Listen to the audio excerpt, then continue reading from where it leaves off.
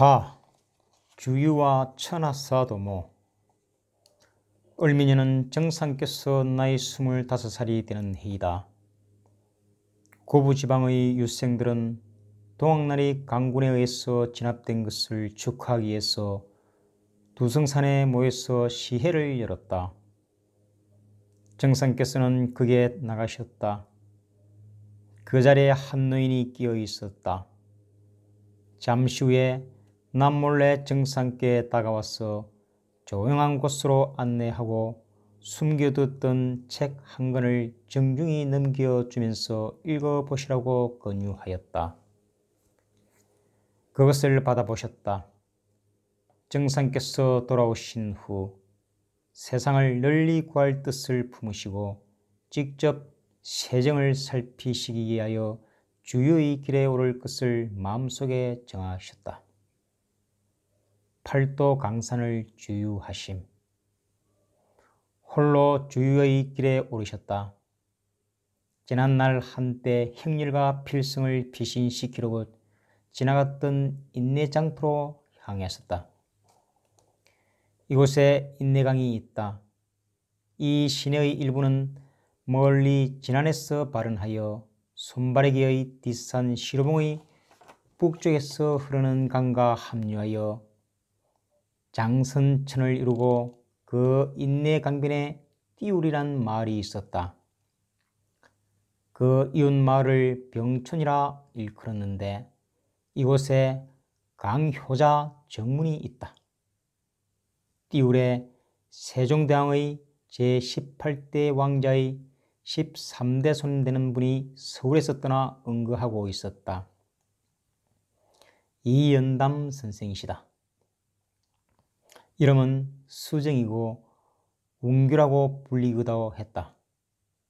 그는 천문역학, 시 등의 조예가 깊었으며 한때 동학의 최수훈과 남학의 김광하를 문화생으로 두기도 했었다.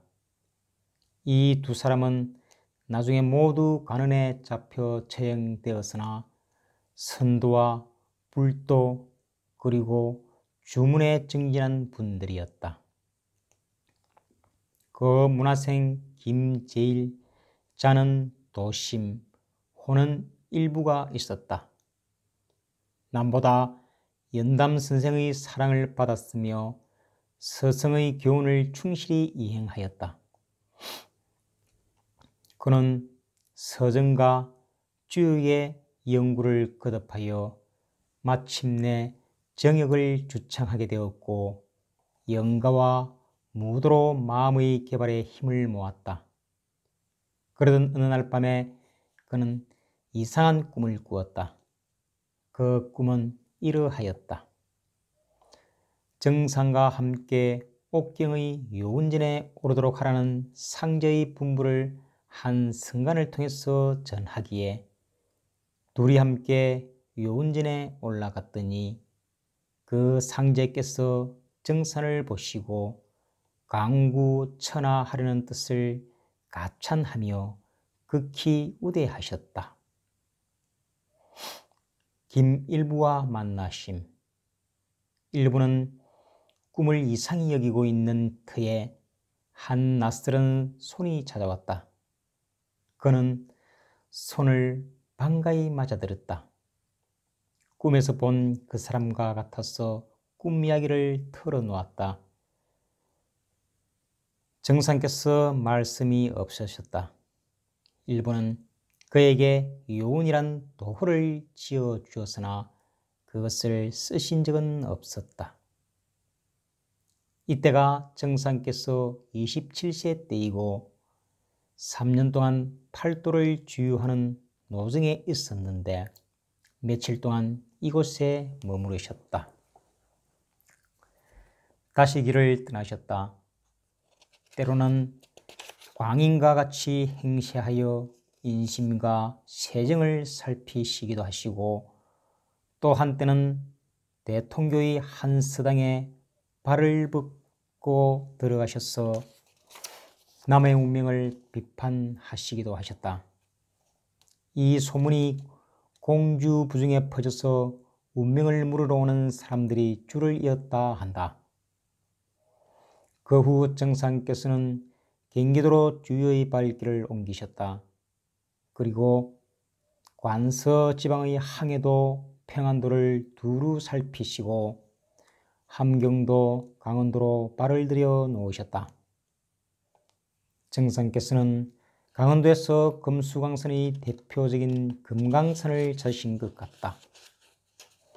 훗날의 종도들에게 들려주신 시 한 수가 그 사실을 추측하게 하는데, 그것은 보습금강경 청산개구리여 귀후기력의 무흥단주죠. 금강산이 좋다고 하나 산 밑에 가보면 온통 뼈만이로다. 당나귀의 등에 올라타고 구경하는 손이 흥미를 잃고 주저하기만 한다는 것이다. 신인으로 존경을 받으심. 정상께서 강원도에서 경상도로 향로를 돌리고 다시 충청도를 거쳐 전라도에 되돌아오셨다. 가다가 머무는 곳이 집이었고 만나는 사람에게 일러준 해식과 박학과 명철한 판단은 사람들로 하여금 그를 우러러보게 하였고 심지어는 신인으로 칭송을 받으셨다. 특히 전주 부중에 이르렀을 때에는 부중 사람들이 그를 하늘의 사람으로 공경하였으니 그를 까닭이 없지 않았다. 전주 부중의 한 사람이 자기 두 딸의 신수를 보러 그를 찾았다. 그런데 정상께서 두 딸의 신수가 기생의 운이라고 일러주셨다. 그 판단을 듣고 그 사람은 실은 둘이 모두 기생이라고 토로하고 탐복하며 그 자리를 떴다. 그 사람은 이 사실을 만나는 사람마다 알렸다. 소문이 퍼졌다. 운명을 보려고 모이드는 사람이 많았으나 운명을 보아 주시지를 않았다. 다만 지혜를 떠보려고 하는 사람에게만 그 운명을 보아 주었다. 팔도강산의 세태와 인정을 두루 체험하고자 떠난 3년 동안의 주유의 마지막 길을 만인이 모두 즐겁고 기쁘다는 하밀에서 끝을 맺으셨다. 시루산에서의 인쇄강구의 성읍을 세우심. 정윤년에 떠났다가 경자년의 고향으로 되돌아오셨다. 나이 30이시다. 시루산에 올라가서 조부모님의 묘를 멸례하시는데 이때에 유서구가 지사로서 보좌하였다. 고향에 들어오신 후부터 정상께서는 시루산 꼭대기에 올라가서 머리를 풀고 사색에 잠기셨다. 밤이 되면 때때로 산 아래에 있는 유도관의 집에 내려와서 진운이 콩 한 줌을 얻어서 냉수와 함께 잡수시곤 하셨다. 때로는 산의 중턱에 있는 샘터에 내려와서 명상에 잠기다가는 울음을 터뜨리기도 하셨다. 며칠이나 산 꼭대기에 머무르시면서 부친께서 밥을 날라다 주기도 했고, 그때 정상께서 애통해하며 슬피우는 것을 목격하기도 했었다. 그것은 인쇄 강구에 있어서 하나의 생명이라도 귀중하게 여기는 눈물이었으리라. 정상께서 맹상하던 어느 날 동리의 나무꾼들이 나무를 하러 시루산 꼭대기에 갔다가 호둔하고 앉아있는 정선을 보고 기겁해서 그의 명상하고 있는 자리에 호랑이가 앉았다고 부친에게 알렸다. 부친이 당황하여 산 꼭대기에 올라가 보니 태연작약하게 앉아 계시는 아들만이 보이고 아무것도 보이지가 않았다. 그 명상은 진법주를 외우는 것과 신장들에 대해 공사를 벌이는 일에 집중되었다. 이 명상은 정상께서 세상을 강구하려는 성읍을 폐기에 앞선 하나의 큰 실현이라고 할 것이다. 그러나 이 사실을 모르는 동리의 사람들을 비롯하여 세상 사람들은 요술 공부로 잘못 알았다. 심지어 고부경무청도 세상 사람들을 해록시킨다고 하여 순검들로 하여금 체포케 하기까지 하였다. 그러나 정상께서는 그럴 때마다 미리 알고 삿갓을 쓰고 길가에 나가 앉아 계셨다.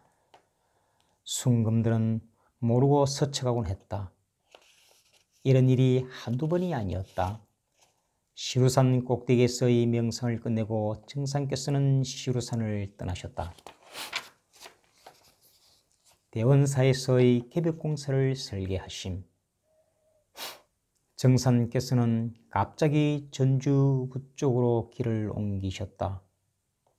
어디에 가시는지 아는 사람이 한 사람도 없었다. 가시는 도중에 황급히 가는 사람을 만나셨다. 정상께서는 그에게 말을 꺼내셨다. 그대가 혼사로 중매자를 찾아 나섰으나 그 중매자는 지금 그대의 집에서 기다리는 중이요. 그러니 그대의 길은 허탕일 뿐만이 아니라 오늘 중에 그를 만나지 못하면 혼사가 허탕이 될 것이요. 빨리 되돌아가시오. 그는 그 말을 듣고 집에 되돌아왔다. 가연 그분의 말씀대로 중매자가 집에 와서 기다리고 있었다. 정말로 감복했다. 그는 중매자를 만나고 나서 전주에 머물고 계셨던 정선을 수소문하여 찾아서 고마운 인사를 드렸다. 이 사람이 바로 이 치안이었으며 그는 훗날에 열렬한 여러 종도들 중의 한 사람이 되었다. 정상께서 김제의 바늘리 김준혜의 집으로 거처를 옮기셨다. 이때에 이직부의 부친이 그분을 초빙하였다. 그 집에 있는 훈장이 그분의 재능을 시험하려는 속셈에서 초빙했다. 이것을 알아차리시고 정상께서 숫대로 산을 두면서 그 마을의 호수와 인구수를 알아맞추셨다. 그리고 사흘 후에 그 수에서 하나가 줄어들 것이라고 일러주셨다. 그 수는 하나도 틀리지 않았으며 예언대로 한 사람이 죽었다. 이 소문이 온 동리에 퍼졌다. 그 동리는 전주, 이동면, 전용리, 속진, 숙구지이다. 그 소문도 아랑곳 없이 정상께서는 전주의 모악산에 있는 대원사에 들어가서 주지를 잡고 조용한 방 하나를 청하시고 아무도 방 가까이 오지 못하게 하셨다. 이 절은 진묵대사가 수도하던 곳이다. 훗날에 정상께서 전주 봉서산 아래에서 종도들을 모아놓고 진묵대사에 관한 이야기를 그들에게 들려주시리만큼 이름 있는 성이었다. 그 이야기는 다음과 같다. 김봉곡은 진묵대사와 우애가 깊었으나 시기심이 강한 유학자였다. 그로부터 진묵이 성리재단을 빌려갔다. 빌려가면서도 진묵은 봉곡이 반드시 빌려준 것을 꼭 후회하여 사람을 시켜 찾아갈 것이라고 생각하였다. 그래서 걸으면서 한 권씩 읽고서는 길가에 버리니 대원사의 동리 입구에서 모두 버리게 되었다. 봉곡은 진묵이 생각한 바대로 후회했다. 진묵이 불법을 통달하였는데 거기에 유도마저 통달하면 상대할 수 없을 것으로 생각하여 급히 사람을 보냈다. 하인은 길가에 이따금 버려진 책 한 권씩을 주워다가 사원동 입구에서 마지막 권을 주워가지고 돌아왔다. 그 후에 진묵이 봉곡을 찾아갔는데 봉곡이 그를 보자마자 빌려간 책을 왜 돌려주지 않느냐고 재촉했다. 그 말을 들은 진묵대사는 그 글이 쓸모가 없어서 길가에 모두 버렸다고 대꾸를 했다. 무엇이라고 하면서 봉곡이 노발대발하였다. 그러자 내가 예울 터이니 받아 쓰라고 진묵은 응수했다. 잇따라 한 편을 모조리 읽었다. 그것이 한자도 틀리지 않으니 봉국은 더욱 시기하게 되었다. 그 후에 봉국이 대원사에 가서 진묵대사를 찾았다.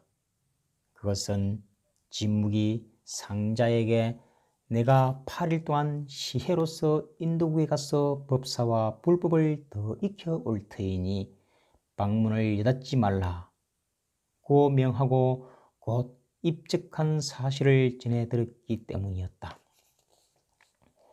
봉국이 절에 들어서자 진묵을 찾으니 상자가 법당에서 황급히 달려나오면서 출타 중임을 알렸다. 봉국은 사실을 알고 있는 터인지라 방에 들고자 법당 앞 거실에 발을 옮기고 방문을 열려고 방문 고리에 손을 댔다. 상자가 급히 봉국의 앞을 가로막았으나 봉국은 억지로 방문 고리를 잡아당기고 문을 열었다. 봉국은 방 안을 들여다보고 상자에게 어찌하여 이런 시체를 방 안에 두고 썩게 하느냐. 중은 죽으면 하장하는 법이다. 고 나무나면서 마당에 나무더미를 쌓아놓고 하장토록 했다. 상자는 눈물을 흘리면서 말렸으나 그럴수록 봉국은 더욱 심하게 꾸짖으며 살 한 점도 남기지 말고 태워버리라고 나무더미에 불을 질렀다. 이것을 알고 돌아온 진묵은 공중에서 너와 나는 아무런 운수진 것이 없는데 왜 그러느냐 고 외쳤다. 상자가 자기 스님의 목소리를 듣고 울기에 봉국은 저것은 요기의 소리이다. 듣지 말고 손가락 뼈 한마디도 남김없이 잘 태워야 한다고 말했다. 이 말을 듣고 진묵은 네가 끝까지 그런다면 너희 자손은 대대로 호미를 면치 못하리라 고 외치고 동양의 신명들을 거느리고 서양으로 가버렸다. 이런 뉴스가 깊은 대원사에 정상께서 들어가신 것이다. 때는 신축년 5월이고 그 해는 31살이 되시는 해이다. 이때의 주지는 박금곡이었다. 오룡허풍의 천지 대도를 열으심. 정상께서 49일 동안 불음불식하면서 공부를 계속하셨다. 불음불식과 두문불출의 주지금곡은 초조해졌다. 7월 5일에 정상께서 드디어 오룡허풍의 후천개복의 천지대도를 열어주셨다. 그리고 금국에게 미음 한 그릇을 청하여 마시니 금국은 그분이 그대로 입적하는 것만 같았다가 살아나신 것을 보니 그 기쁨은 더욱 컸다. 잠시 후에 정상께서 밖으로 나오셨다. 옷은 보기에 민망스러웠다. 얼굴은 금산사 육장금신 미륵불의 그것과 같이 온유하고 원만하게 보이고 빛나 보였다. 신명의 모습이기도 했다. 이제 육장금신은 여의주를 손에 받았으나 정상께서는 입에 물었고 양미간에 둥근 백호주가 박히고 왼 손바닥에 임자와 오른 손바닥에 무자를 가진 몸으로 나타나신 하늘 사람이었다. 금곡은 정산의 본가에 사람을 보내서 새 의복을 가져오게 하여 그분에게 바쳤다. 그것을 받으시고 정상께서 이 옷에 요망스러운 계집의 방증이 붙어 있으니 빨리 버리도록 하라 고 금곡에게 호통치면서 옷을 내어주셨다. 이것은 부인 정씨가 의복을 내어놓으면서 불경스러운 말을 하였기 때문이다. 가사를 돌보지 않는 남편에 대한 불만에서 나온 소치였다. 부득이 금곡은 사람을 다시 본가에 보내어 옷을 가져오게 하도록 일렀다. 그때야 정씨 부인은 뉘우치고 몸둘 바를 몰랐다. 새 옷으로 갈아입고 정상께서 대원사를 떠날 차비를 하셨다. 그러던 어느 날 금곡이 그분의 앞에 나와 주저하면서 자신의 앞날이 어떻게 될 것인가를 보아 주십사고 간청하였다. 정상께서 주지 금곡에게 그대는 전생이 월강대사이고 그 후신으로서 이곳 대언사에 오게 되었느니라. 이제 그대는 이 절을 중수하는 일을 맡았으며 90살이 넘어야 입적하게 되리라. 고 변단해 주셨다. 과연 그는 99세에 입적하였다. 천지 대도를 열어놓고 며칠 동안 대원사에서 머물고 계시다가 절에서 나오셨다. 울창한 수목들이 반기는 것 같고 개울 속 바위돌을 치면서 흘러내려가는 맑고 푸른 시냇물 소리는 거의 후천 해운을 찬양하는 찬송과 같았다. 골짜기에 각종 짐승과 나무 사이를 날아다니는 새들도 모여들어 그분의 신성을 축복하는 대합창을 노래하는 듯하였다. 그 노래는 후천 해운을 구하는 무리들의 소리이기도 했다. 정상께서 시냇물 따라 하산하니 민가가 있는 천마을에 이르셨다. 소 울음소리가 들렸다. 어미소를 그리워하는 새끼소의 울음소리도 들렸다.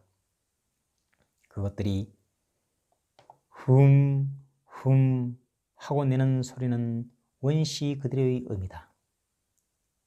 동리의 어린이들도 후천 해운을 맡으신 정선을 상제와 같이 반겨주었다. 하산한 정상께서 그 길로 어디에 가셨는지 아무도 몰랐다. 그 후 신축년 가을에 호련히 손바르기의 본가에 귀향하셨다. 천하강구의 대도. 정상께서 본가에 돌아오자 부친으로부터 설령들의 공명첩을 받아갖고 모두 불사르셨다. 이것은 낡은 것을 불사르고 새 것을 맞이하는 겹이기다. 묵은 것은 이제 새 것으로 바꾸는 것이다. 집안의 식구들이 신의를 모시고 옛것만을 자랑으로 삼는 것은 지난날의 일이고 설령들의 공명을 등에 업고 있으면 당사자도 따라서 공명을 세운 자가 되는 것은 앞날에는 있을 수 없는 일이다. 양반의 기운은 묵은 기운이고 새로운 기운은 상민에게서 솟는 것이다. 공명첩은 조상의 뼈를 울거먹는 것이고 공대와 공선을 모르고 자랑과 교만과 멸시의 표본인 것이다. 공명첩을 불사르신 것은 이 세상에서 미천을 없애고 억눌린 자를 풀어놓고 상등인으로 높이는 첫 공사였다. 정상께서는 그 해의 겨울에 본댁에서 또 하나의 공사를 행하셨는데 그는 창문에 종이를 붙이지 않고 부엌에 불을 지피지 않고 호도수로 시금을 전폐하기를 아흐레 동안을 계속하셨다. 이 동안에 동리 사람이나 집안 식구들이 그 방 앞으로 드나들지 못하고 들에 새들도 날아들지 못했다. 그제야 정상께서는 모든 공사에 필요한 고통스러운 일들을 마치셨다. 그러나 정씨 부인은 이러한 사정을 알지 못했다. 어느 날 부인은 남편이 되고 아버지가 되어 주기를 간곡하게 바랬다. 이제 그만 돌아다니시고 집에서 남과 같이 재미있게 살림이나 하사이다. 고 아내로서 호소했다. 인간으로서 삶에 지친 것이다. 진정으로 육신으로 볼 때 남편 구실을 못하시면 잠시도 집에 머무르실 수 없기 때문이다. 그러나 그분은 한 여인의 남편이나 한 집안의 가장으로서 머무실 수가 없었다. 아내를 나무라셨다. 그렇게 적은 말이 어디에 있어? 천하를 유하려는 사람은 개인의 집 일을 돌보지 않소. 제갈량이 성공하지 못한 까닭은 뽕나무 800그루와 박전 15경을 아꼈던 데에 있었어 라고 서류하시고, 그런데 어찌 천지를 바로잡고 세계의 창싱을 끈이르는 나더러 집에 머물러 있으라고 권하시오. 이로부터 그분은 집을 가까이 하시지를 않으셨다. 급 질고에 시달리는 생민들. 해는 바뀌어 이민년이 되었다. 강시하신 지 33년. 이 해에 전주 부중과 전주 우리면 하운동 사이를 왕래하시면서 약재를 쓰지 않고 병마에 시달리는 생민들을 돌보셨다. 하운동은 산속에 갇혀있는 산촌이다. 길이 산을 끼고 구불구불 돌고 그 길목도 한 사람이 겨우 걸을 정도로 좁고 나무숲풀이 길가에까지 우거져 있는 벽촌이다. 이슬만 내려도 길은 질퍽해져서 행인들의 발걸음을 무겁게 했다. 장마철이라도 되면 길은 개울이 되고 만다. 이 백촌에 김형일이 살고 있었다. 그런 이전부터 정상과 지민이 두터웠다. 동학난이 일어났을 때 정산을 한적한 곳으로 인도하였고, 저 무시무시한 동학난에서 구제된 사람이었다. 정상께서 강구천하의 공사를 펴신다는 말을 전해 듣고 형렬은 정상께서 자기 집에 오셔서 계셔 주시기를 간청했다. 사흘 중순경에 정상께서 형렬이 집 마당에 들어서시면서 형렬에게 그대의 집에 삼신이 들어가니 상기가 있으리라. 속히 안방에 들어가 보라고 이러셨다. 아내가 막 셋째 아들을 분만했다. 그러나 아내는 산후에 복통을 일으키는 습관이 있었다. 그것을 형일이 몹시 걱정하는 것을 아시고 정상께서 나를 믿고 근심을 놓으라고 이러셨다. 그는 그 어른을 따를 작정이었기에 그분의 말씀만을 믿고 근심을 놓았는데 아내의 복통이 가셨다. 그리고 며칠이 지났다. 계벽과 현에 관한 설법. 정상께서는 그에게 이후는 천지가 새로이 열리는 때이다. 서신이 사명하여 만유를 제재하므로 모든 이치와 모든 일을 모아서 크게 이루어지리라. 이것이 곧 계백이다.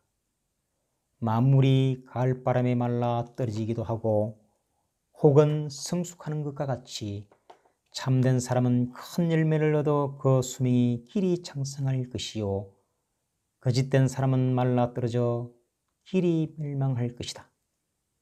그러므로 신의 위엄을 떨쳐 불의를 숙청하기도 하고 혹은 인애를 베풀어 의인을 돕기도 할 것이다. 지금은 곧 해언의 때이다. 복을 구하는 사람과 삶을 구하는 사람은 마땅히 힘써야 할 것이다. 고 계벽과 해언의 이치를 설명해 주셨다. 또 형렬에게 나 일은 3기를 계획하는 일이라. 곧 3개 공사이다. 너는 나를 믿고 힘을 쓰라. 무릇 남이 만들어 놓은 것을 따를 것이 아니라 새로 만들어야 한다.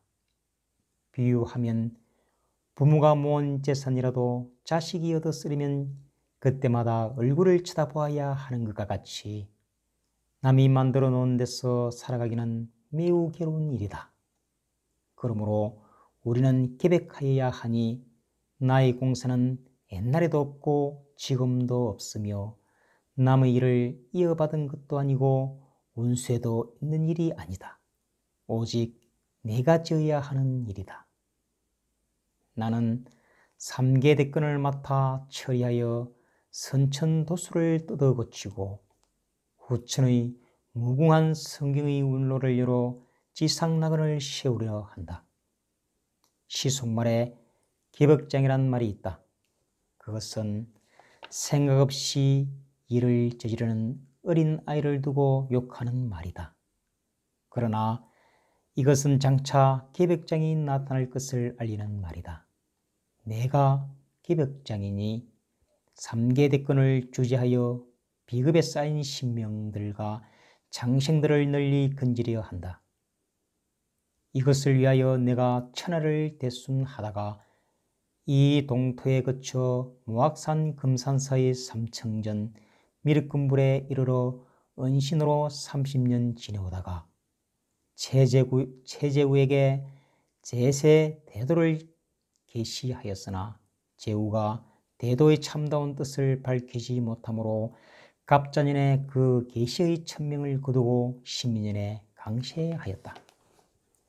고 정상께서 이 비급에 쌓인 세계를 계백하러 이 세상에 내려온 것을 알리셨다. 그리고 천하를 위한 자는 가사를 돌보지 않는 법이니 나와 너희 두 가문이 패망할지라도 계백공사에 봉행할 것을 행렬로부터 다짐을 받으셨다. 그의 고백을 받고 계백장은 우소를 그의 집으로 정하셨다. 4월 보름에 정상께서 계백장으로서 행렬에게 신법을 전수하고 19일 동안 수련케 하셨다. 그리고 다른 묘법을 필요할 때마다 열어줄 것을 알리고 종교, 문화 이야기를 다음과 같이 들려주셨다. 이마두가 동양에 와서 도를 행하여 지상천국을 세우려 하였으나 동양은 유교의 근거나 너무 깊고 짙어서 뜯어 고칠 수 없고 다만 역설을 뜯어서 저루를 밝혔을 뿐이다. 그리고 동양의 대신명을 서양으로 거느리고 가서 서양 문명에 보탰다. 이로부터 천지신명이 제각기 굳게 지켜오던 구역이 허물어졌다. 서로의 신명이 왕래하기 시작한 것이다. 그러나 이마두가 건설하려던 지상천국의 서양 문명은 도리어 패망케 하는 도구가 되고 말았다. 하운동 일대의 정산의 계백공사 이야기가 집집마다 파다하게 퍼졌다. 많은 동리 사람들이 그분을 따랐다. 그 중에서도 이승경은 외경심이 남보다 강하였다. 그 동리에 그의 빅모도 살고 있었다. 어느 날 정상께서 그의 집을 찾으셨다. 그의 아내에게 49일 동안 정성을 들이도록 하라 하셨다. 아내도 전부터 그분의 계백공사를 믿고 공경하고 있던 터이므로 정성을 바치기로 굳게 마음을 다졌다. 아내는 아침마다 일찍이 머리를 빗고 목욕 제기한 후에 떡을 한 시루씩 쪘다. 며칠 지난 후 아내는 마음이 풀리면서 정성을 들이는 것을 귀찮게 생각하고 불평하는 소리도 나왔다. 그런 날에는 떡이 잘 익지 않았다. 그러면 한은 더욱 침이 올랐고 당황하기도 했다. 이 사실을 정상께서 알아차리시고 남편에게 알리어 아내가 자기의 앞에서 사과하도록 이루고 나는 묵과하려고 하여도 신명들이 용서하려고 하지 않는다 고 말씀하셨다. 남편이 그 말씀을 아내에게 말하니 아내는 깜짝 놀랐다. 보지도 않고 듣지도 않고 속마음을 알아차린 것이 무서웠다. 할 수 없이 그분 앞에 나와서 정중히 고백하고 사과를 올리고 정지에 들어가서 시루를 열어보니 그 사이에 떡이 익었다. 더욱 무서워졌다. 49일의 정성을 한결같이 드렸다. 정성을 끝낸 날에 정산의 치하와 위로를 받았다. 이와 같이 사람의 속마음을 환히 들여다보고 병을 다스리고 신명과 함께 하신다는 소문이 마을에 퍼져나갔다. 김형렬과의 대담. 어느 날 김형렬은 정상과 함께 있을 때 선철의 이야기를 나누었다. 한 가난한 아전이 진묵대사와 매우 친분이 두터웠습니다. 아전이 어느 날 대사에게 가난을 벗는 법을 가르쳐 주십사 하고 부탁하였는데 대사는 그에게 사옥소리가 좋겠노라고 일러주었답니다. 그러나 아전은 그것이 지극히 작은 자리라고 중얼거리면서 몹시 못마땅한 눈치였답니다.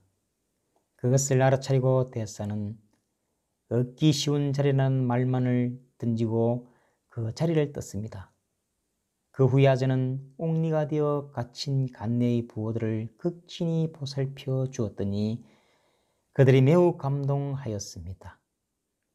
그런데 그 부호들이 하나둘씩 풀려나와서 옥중에서 받은 대가를 물자로서 보답하였다고 합니다. 이야기를 끝내고 진묵대사의 비범한 능력을 들은 대로 아뢰었다.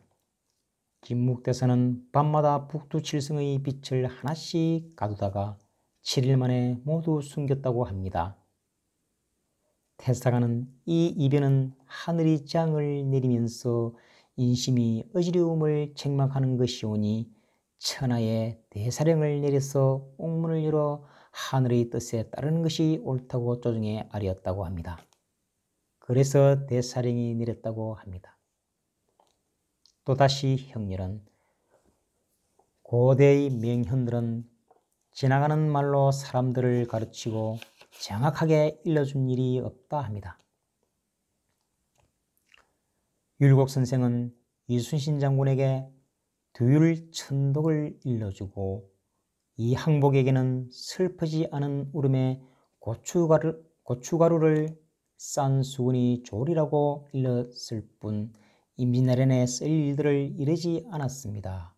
그 여쭈니 듣고만 계시던 정상께서 참으로 그러할 듯하다. 이를 본받아 칠성을 한 달 동안 숨겨버리라 곧 말씀하셨다.